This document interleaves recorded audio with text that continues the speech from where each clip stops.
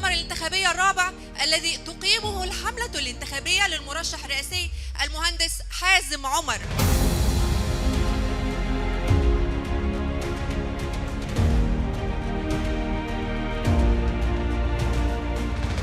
رسالة بقدمها لكل الناس اللي موجودين، بتكلم في موضوع ان احنا نطلع ننتخب، ان احنا نطلع ندلي بصوتنا، لان كل ان انا بطلع انتخب معناها ان انا بنصر البلد بتاعتي.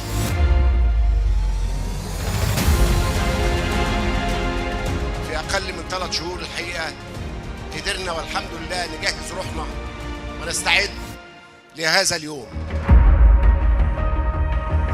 من 10 سنين الحقيقة قلنا ان احنا هنترشح وهنكون جاهزين لهذا العرس الديمقراطي، وهو الترشيح لهذا المنصب الرفيع لرئاسة الجمهورية.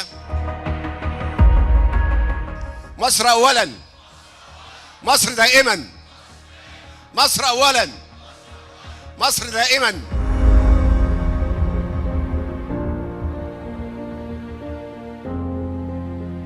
تفصلنا أيام قليلة عن التوجه لصناديق الاقتراع. كانت خطوة جريئة وكان بها تحديات كثيرة، ولكننا أثبتنا حتى الآن أننا حزب ولاءه الأول والأخير لشعب مصر. الشعب هو السيد وهو الحكم، وهو الذي يقرر.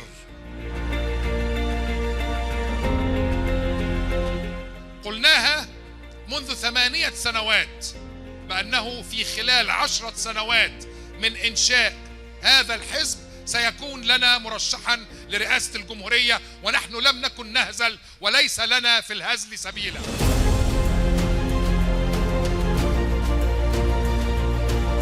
فخورين ان انت قائد لينا، فخورين لان انت اسست حزب واستمريت في البناء، ووصلت النهارده انك تفتح طاقة امل لاجيال من الشباب داخل حزبك، ان في يوم من الايام يكون واحد منهم في نفس الموضع اللي حضرتك فيه.